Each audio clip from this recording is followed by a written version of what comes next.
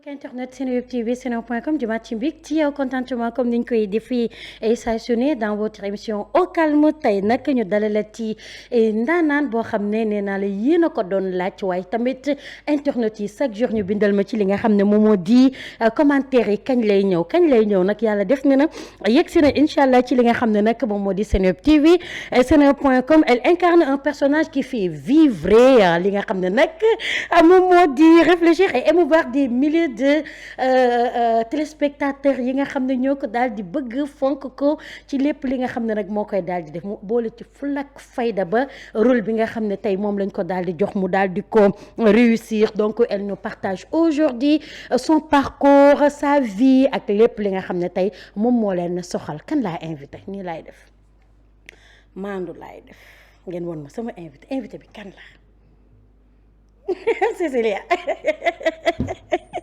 Cécilia Cécilia Dior. Cécilia noo jonga ma ween lay jàppale.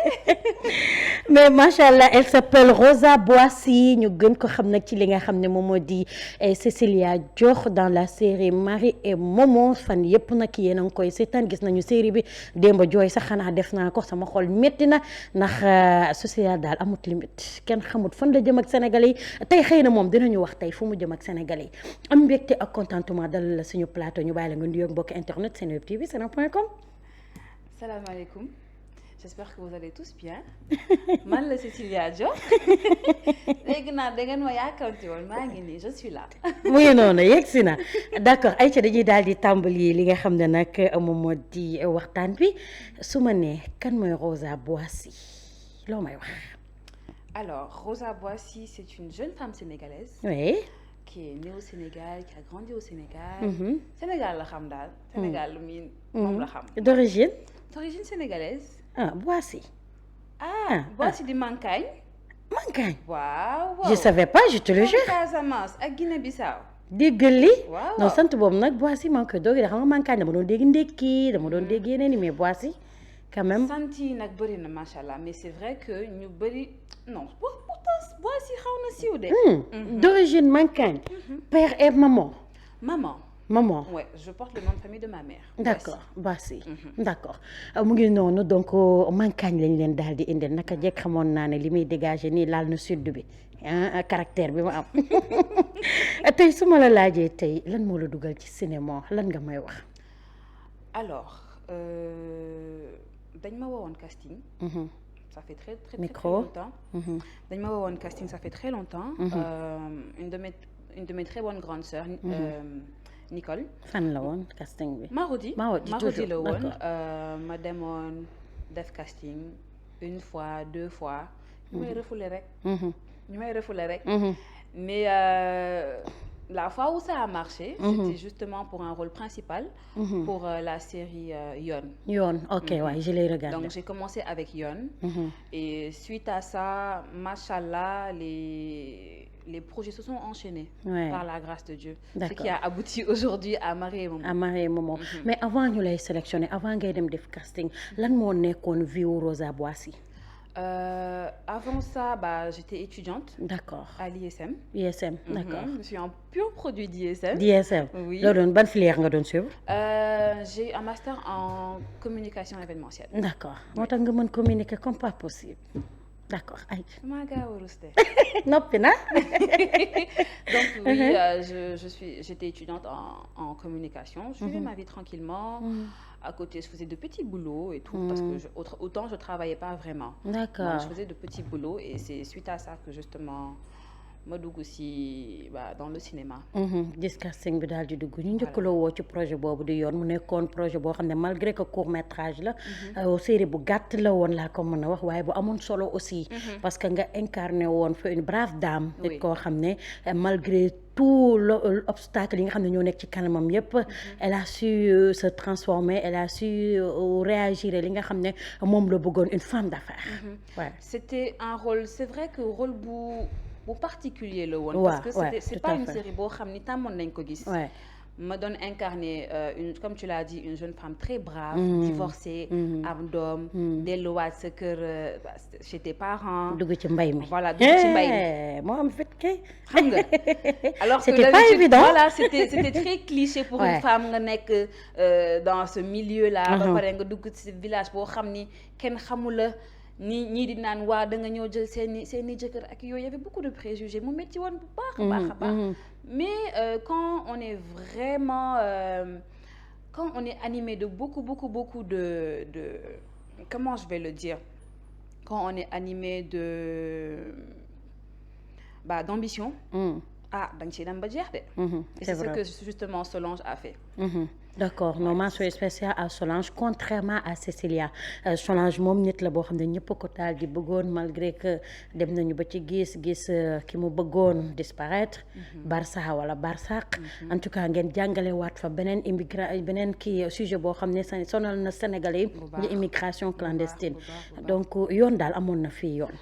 amoon na fi place mais à tout moment mën na ñëwaat yàlla baax na. d'accord ñuy continuer après projet yoon nga joué fa actrice principale ñu daal di ñëwaat ci ban projet lañ la woowaat avant Marie. après ça def na Karma ouais. def na Déchéance ok. def na Plan A3 avec Calista Prod. Et j'ai même fait une petite apparition dans Play Game. waaw Plan 3 ouais j'ai suivi. Oui. comme yow moom dañ lay planquer rek foofu aussi. bilaay ñu may souffrir loo. di la souffrir loo ñaar ñi nga xam ne dañoo dangereuse. waaw des meilleurs amis yoo xam ne dañu doy waar. non ñii lii kenn mosu ko gis ñetti meilleurs amis yu sëy. man sincèrement je me demande si dans la vraie vie ça existe parce que loolu mosuma ko woon gis honnêtement. des meilleurs amis yoo xam ni yàlla baax na donc suite à ça justement si lañ ñëw si Marie Momo mais lan moo nekkoon déclic bi tax ñu daal di la choisir rôle bi nga xam ne moom nga joué tey ci Marie Momo. alors honnêtement bi ñu ma woowee casting. je ne voulais pas bëgguma woon dem parce que je leur ai même dit ça ma ne leen yéen da ngeen di may woo. doo leen ma jël. di la sonal paas ak yooyu di kaas rek di kaas. ñu ne ma ñëwal rek. jour boobu y a eu tous les problèmes du monde. ma yeewu muy taw bu fort. ma nar a jóge fu sori nar a ñëw. ñu naan ma foo nekk. je suis venue j'ai fait le casting c'était un samedi. su ma juumul le lundi ou le mardi qui a suivi ñu woowaat ma. jour bi même j'ai été validée et juste le lendemain. on devait commencer à tourner tout ce qui est capsule de promotion pour la série. Tout à fait. Donc on va dire qu'on cherchait vraiment la Cécilia. Bon apparemment ils ont eu ce bon flair de me choisir. moo andi tey lii. aussi belle que dangereuse. noonu la demee. d'accord est-ce que am na benn rôle boo xam ne dafa changer carrément votre manière de faire surtout rôle yi nga xam ne moom ngay daal di jouer en tant qu'actrice. changer ma manière de faire. oui. Je crois que ce serait le rôle de Solange. Solange, oui. Parce que j'ai beaucoup apprécié justement le fait qu'elle se batte pour les choses qui lui tiennent à cœur. Parce que c'est pas forcément facile Tout à fait. de tenir tête à ses parents. Loolu, il faut le dire. Les parents souvent dañoo foog ni que ñoom ñoo gën a xam lan moo gën pour yow. Ils oublient que quand tu vas jusqu'à avoir un certain âge, tu es capable de réfléchir par toi-même et de prendre tes propres décisions. Et jusqu'à Après, présent. su fekkee da ngay daanu. nga daanu nga jugaat mais au moins qu'on te laisse justement y aller par tes choisir propres ton moyens. destin. Voilà. Donc j'ai beaucoup aimé justement ce côté-là de Solange. D'accord lan nga amoon ban difficulté bu mag nga mës a am ci rôle yi nga mës a jouer en tant que actrice africaine. Actrice africaine. Je ne pense pas en avoir. Honnêtement, je ne pense pas en avoir. lépp day yomb daal. Non, pas yomb sax, mais yàlla may na ma justement cette capacité de pouvoir m'adapter assez facilement. D'accord. C'est ça. Je pense que loolu moo ma dimbali si lu bari. C'est important. moo tax je n'ai pas vraiment eu de difficultés. Après, rien n'est facile dans la vie, on est d'accord, mais aller jusqu'à parler de difficultés, non. Honnêtement, Dieu merci jusque-là je n'ai pas vraiment eu de difficulté. D'accord mais est-ce que yaakaar nga tey cinéma sénégalais mën na offrir yenn opportunités yi aux femmes africaines. Oui. Ou plus particulièrement aux femmes sénégalaises. Oui, je le crois honnêtement. D'accord. Parce que après le truc c'est que yenn yi yow yaa koy bañal sa bopp. yaa koy bëggal sa bopp.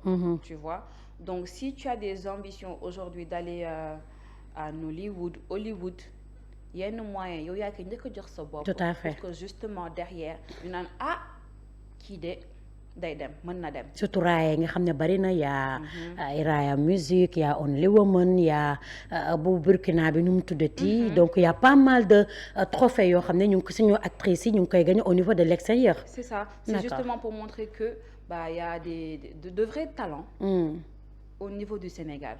Et ce n'est pas pour rien justement que ces femmes elles ont eu à être primées dans justement toutes ces catégories-là. D'accord. Ce n'est pas pour rien. D'accord rôle yi nga incarné yëpp ban rôle moo la ci gën a marqué. À ton avis. À ton avis. xanaa bii. Marie et Momo. Non sincèrement au début biñ ma nee oui tu seras la grande sœur parfaite au début mais boo demee ba ci biir on va découvrir autre chose. ma ne waaw allons-y parce que j'aime aller à l'aventure dans tous les cas. ma dem ba ci biir. ñu changé affaire yi. changé wuñu sax j'ai découvert le vrai en fait le vrai rôle qui était caché derrière ça. D'accord. Je ne te cache pas j'ai eu des moments de doute. Sérieux? Honnêtement parfois on m'envoyait justement les textes damay woo Mame Cheikh à côté ma ne ko yow du ma ko def ma ne ko doo wax ba lii ma def ko mu ne ma yow yaa kiy def lii de. C'était difficile à certains moments parce que fallait vraiment être méchante. Vraiment être méchante. J'ai fait de mon mieux pour justement aller jusqu'au bout mais Cécilia ku doy waar la. Ku doy waar la vraiment. Ku doy waar la parfois je me demandais vraiment s'il y a des gens qui sont comme ça qui naturellement. peuvent vraiment être méchantes mais à ce point. ñoo xam ne ragaluñu dara duñu seet ci dara. Parfois ça me faisait vraiment un cas de conscience mais. D'accord tey lan la ñu mën a gis. ci Cécilia xaw ko gis tuuti ci Rosa. ci Cécilia bëgg sañse. D'accord. bëgg sañse ça c'est loolu lañ ma xamee et le fait qu'elle soit ambitieuse parce que quoi qu'on puisse dire. Elle est ambitieuse. Elle est très ambitieuse. Après c'est vrai que son ambition est exagérée. Ça faut le dire. Mais elle est ambitieuse et c'est quelque chose quand même qui est quand même louable. tey lan nga gis ci Rosa lan nga gis ci Cécilia ca ñaanoo ko yàlla gis ci Rosa. xanaa mbonaayam. déedéet non parce que Cécilia elle est horrible. Elle est horrible koo xam ni tu n'épargnes pas ton père ta mère. ta propre petite sœur boo xam ni daf la jël teg la foo xam ni tegu ko sax. tegu fa sax yaayam. tu vois. Donc c'est ça en fait c'est ça. loolu la ñaanuma yàlla mel noonu honnêtement. C'est je crois le côté que j'aimerais vraiment pas avoir de Cécilia. D'accord honnêtement. D'accord donc Rosa nit la koo xam ne ku bëgg famille. nit la koo xam ne ku bëgg mboq. nit la koo xam ne ku yaatu daal en grosso modo. ku ma xam ni que ma famille c'est mon tout. D'accord. Je ne parle que de ma famille. Je ne parle que de mon entourage. D'accord. Mes neveux, ce sont mes enfants. Est-ce que tu vois un peu? C'est pour te montrer en fait que nit laa boo xam ni. Je suis assez extravertie. Et à côté ma famille comme je l'ai dit elle passe avant tout. ñooy sama lépp. ñooy sa lépp d'accord honnêtement. lan moo la gën a touché ci personnage bi nga xam ne moom nga incarné dans Marie et Momo. lan moom ma gën a touché. waaw. waaw moom ma gën a touché le fait que justement d'être méchante ça c'est un. mais le fait de justement jouer ce double jeu là. Devant tout le monde tu joues la fille parfaite. J'imagine. Oui, la fille parfaite boo ko xam ni vraiment. Tu lui donnerais le monde. Sans vraiment réfléchir. Alors que derrière yow yaa ngi toj dëkk bi. Ce double jeu là. C'était assez impressionnant man mi ko doon jouer. daf la doon jaaxal. daf ma doon jaaxal honnêtement. oui. je me disais mais waaw. nan laa ko mën a jouer. mais nan ngay def pour incarner émotion bi. Alors j'ai eu à avoir un coach. Bien avant la série, ça c'est autant de Plan A3. Ouais. Et je le salue au passage, Roger Sala. On avait justement des séances de coaching. Balaa ñuy commencer projet bi. te loolu ça m'a énormément aidé. Ça m'aide jusqu'à présent. Donc ça te prépare à chaque séquence. Ouais. Parce que par exemple tey nga ñëw tu dois tourner une séquence boo xam ni au début tu es très contente. Et en une fraction de seconde nga war a jooy. Ouais. C'est pas facile. surtout bi la sa yaay dóoree non man kooku man dama ne man kii ban façon nit la. yow ñu dóor la ba ñu yaakaar ne dina pour ñun di nga ci am jëm nga jóg fomp noonu naan ko sa def bi yëpp lii la non mais ñàkk jëm gi ci Cécilia nag c'est que boo boolee soxor gim soxor boo boolee sadik gim sadik mais ñàkk jom gi ci Cécilia li mu boolee bëri. c'est non mais laisse tomber li mu boolee moo bëri moi. laisse tomber. j'en perds mon vocabulaire honnêtement. tey rôle bi nga joué tey par exemple Cécilia ban message nga ci mën a jox li nga xam ne moom moo di jigéen ñi ak xale yi ban message. maa ngi ko doon wax sànq. quoi qu'on puisse dire Cécilia est ambitieuse. Ouais. loolu c'est un. Ouais. Et elle est quand même focus parce que am na objectif et rien ni personne. mënuñu ko ci génne. Ouais. dem na ba nopp Janf. waaw te terewul mu ngi gën di. mu gis ni que Janf dina mën a ñëw xaw a jël place am. te ak mën Janf Cécilia jaaxal nañu. mu daal di jël mbëggeel bi teg ko de côté. Tout ça pourquoi? Parce qu'elle est focus. ni mu soifee pouvoir ça dafa ëpp quand même. non soif de pouvoir bi par contre c'est autre chose. dafa ëpp sax. loolu moom quand même baaxul. ouais. baaxul tey baaxul suba. ouais parce ça que c'est vrai. loolu moo tax elle va finir mal. elle finira mal de. tey nan nga ko est-ce que bett na la tey public bi ni ñuy réagir ci rôle Cécilia. parce que monstre lañ lay xoolee en fait te booy lire commentaire yi démb maa ngi seetaan épisode 49 su ma juumulee mais c'est ça boobu ma lu dul dugg ci kii bi rek xoj la non mais attends. diit yow xam nga. dem bay reylu ki nga ne moom nga bëgg. dem bay tëjlu yaa ngi wax commentaire je ne suis même pas épargnée chez moi. sérieux raconte-nous alors nan nga koy dundee. c'est-à-dire que dañuy ñëw naan la gis nga yow foo ma gis na nga daw. comme gis nga phrase bi ma la wax nii. waaw fu ne gis naa ko fa. foo ma gis dawal. bàyyil Marie Rose. Cécilia lu tax nga bon. lu tax nga mel nii. mais à côté tu vois waaye da nga mën sañse. waaw bëgg na boppam quand même. waaw loo ko mënti waxal moom. waaw bëgg na boppam. lu ne lay dégg mais pourtant dans la vraie vie quand on se rencontre les gens sont en mode ah c'est toi Cécilia. Est-ce que mën naa am photo est-ce que lii est-ce que là donc tu te rends compte que finalement il y en a qui savent vraiment faire la part des choses en dañuy xam ni que lii personnage la que tu incarnes un rôle mais qu'à côté bah tu as ta vie. mais les commentaires c'est... il faut vraiment être fort pour mën a jouer yenn rôle yi. c'est pas du tout évident. man loolu c'est pas du tout évident. À un moment je disais à Géraldine. dootuma lire commentaire. non je disais à Géraldine non man su ma xamoon lii yëpp duma accepter rôle bi. non je te le jure. parce que je suis restée des nuits à me demander est-ce que je pourrais faire est-ce que je pourrais réussir est-ce que dinaa ko mën a def est-ce que je pourrais aller jusqu'au bout de. en tout cas Géraldine elle est la meilleure vraiment scénariste bu mag la. ndax lii mu bind nii ci Marie et Maman parce que chaque personnage tey ba fi ñëw. da ngay gis li nga xam ne moom lay incarné da ciy dem jusqu'au bout waaye itamit da ngay gis li nga xam ne bëri na sénégalais li nga xam ne ñu ngi koy dund ci personnage yooyu déjà dialogue islamo-chrétien yaa ngi ci sud bi yaa ngi Casamance foofu du fa jeex boo demee Ziguinchor munoo xamee musulman bi chrétien bi rôle bi ngeen joué di famille Dior di waa Joal gi nga xam ne man fa laa dëkk tamit soo demee Joal munoo xamee musulman bi chrétien bañ na ko ba arméer yi sax ñoo bokk donc mu nekk loo xam ne sénégalais ñu ngi koy dund en fait ñu koy dund bu baax a baax kay man j'ai eu à jouer des rôles yoo xam ne j'étais musulmane. Oui. Et pourtant dama ko def parce que c'est quoi? C'est comme un habit que tu portes. À la fin tu l'enlèves et tu continues ta vie. Donc il faut juste savoir faire la part des choses et puis ça va aller. Mais est-ce que jàpp nga ne série bi mën na changer carrément mentalité yi. Oui. ci ban côté. ci ban côté déjà man le rôle que j'ai eu à incarner. maa ngi lay waxi double face et tout. Mais nit ku bon. tu penses que di nga dund ba jeexal et tu ne vas pas payer les pots cassés? Non. Non. Donc nañ di def lu baax.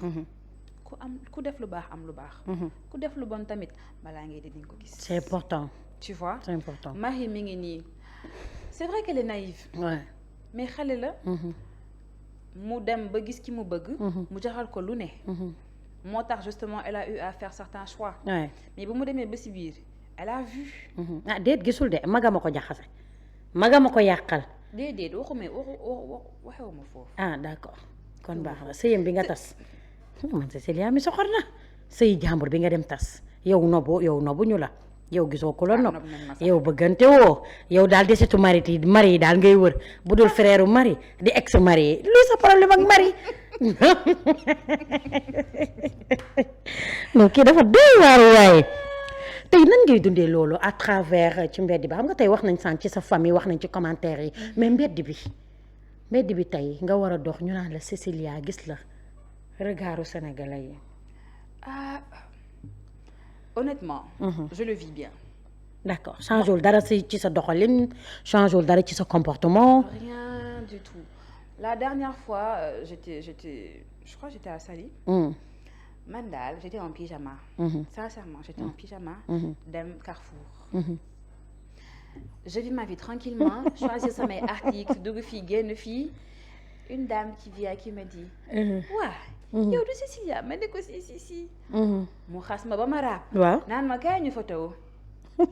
d'après bi mu la xasee ba pare. kaay ñu photo. Après j'ai repris ma vie tranquillement parce que justement. yenuwuma affaire bi. gis nga boo ko yenoo ci ngay sonn. ndeysaan. parce que en dehors de la série. j'avais ma vie. Et après la série. j'ai toujours ma vie. Tout à fait. Donc faaw ma continuer noonu en fait sinon rek du baax. ban scène moo la gën a marqué ci li ngeen joué yëpp dans Marie et Momo. waaw c'est la séquence que j'ai tournée avec Marie. bi may woo pour que je l'accompagne chez le médecin. ndeysaan bi mu defee avortement. et qu'elle a fait l'avortement. Sur de ce qu'on montre je riais. Ouais. J'ai eu énormément de mal à tourner cette séquence. Pourquoi? Ndax lan? Parce que fausse couche mooy loo xam ne dafa metti. Tout à fait. mu bari jigéen ñi koy dund. Merci. ma am ci entourage yoo xam ni dund nañ ko. Et je suis une personne boo xam ni j'arrive à justement ressentir la douleur de mes proches. Est-ce que tu comprends? Donc après cette séquence-là, j'étais anéantie. Honnêtement dama jooy.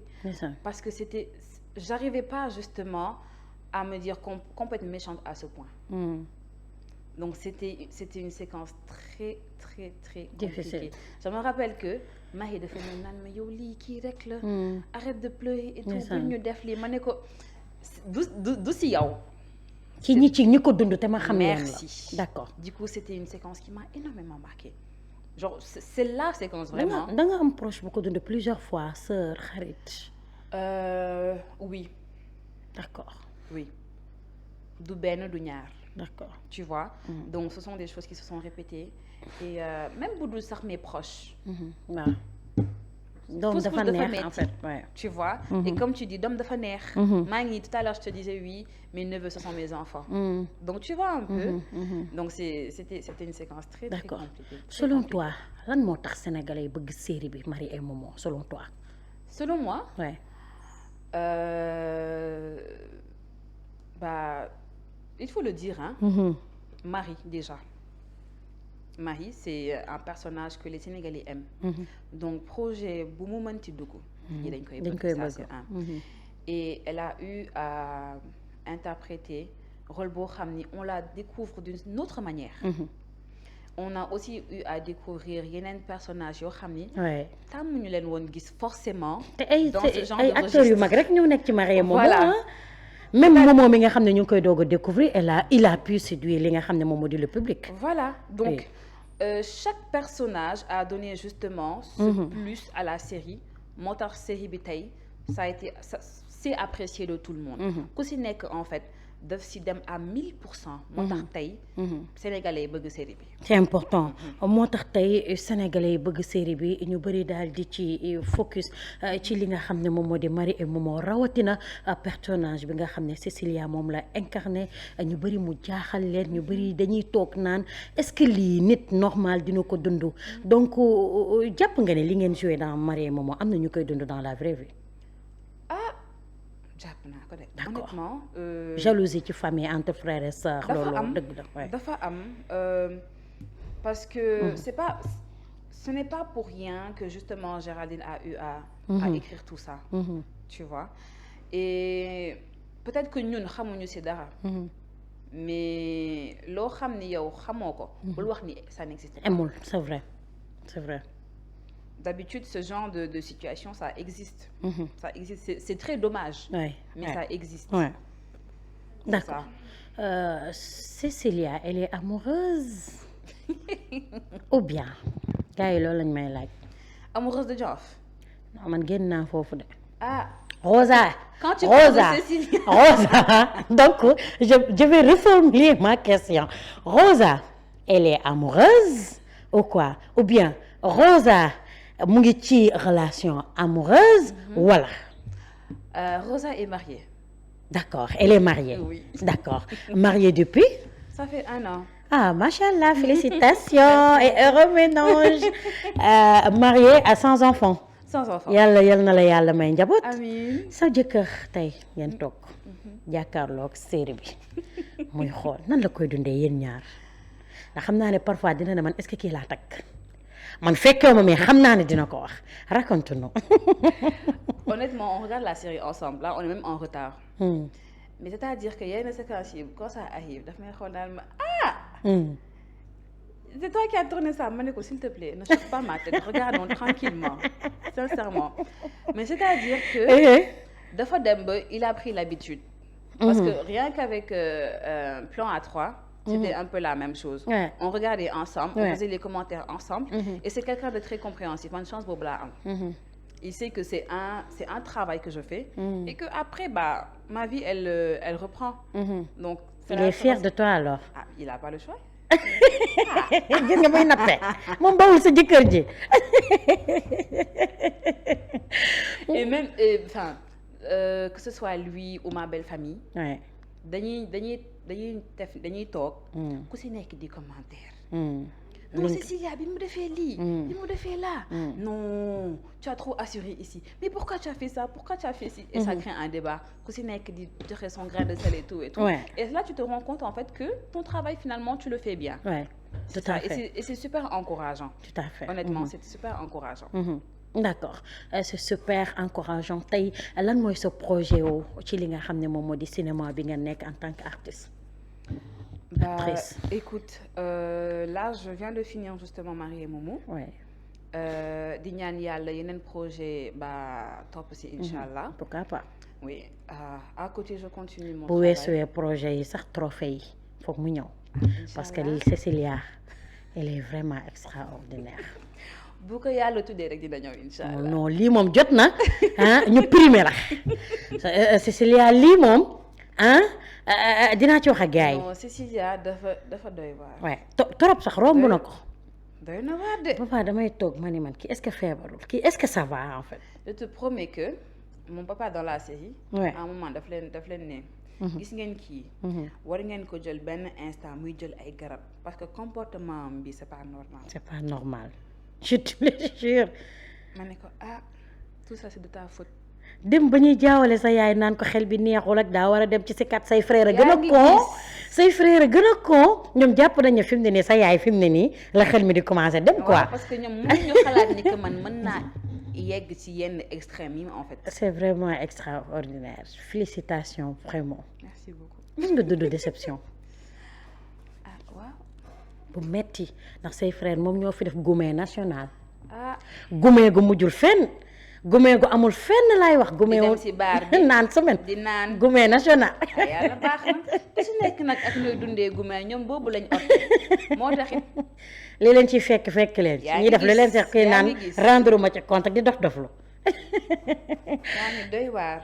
mais bon kontaan nañu l'émission tire à sa fin malgré que doyaluñu bëggoon nañu gën a xuus malgré que c'est une belle personne Rosa malgré que nit ku disponible la mais l'émission tire à sa fin vraiment. merci beaucoup merci de m'avoir invité. Ouais. C'était un réel plaisir. Ouais. J'espère que plaisir partagé. J'espère que internautes yi dina leen neex. Et que d'autres interviews vont s'en suivre inchallah léegi rek inchallah donc mu ngi noonu l'émission tire à sa fin vraiment dona mbégte contentement comme niñ koy defee say su ne dans votre émission Au Calme ñu dalalati woon ko waxtaan bi neexoon na yaakaar naa ni yéen it jëlee ngeen ci li nga xam ne moom moo di intérêt ci lépp li nga xam ne daal dina ko développer fii les remercier samay sponsor leader di salon La Sophie make-up bu soft bi merci beaucoup di leen jox dig daje beneen yoon ak beneen ndaanaan merci beaucoup à la prochaine. Bye.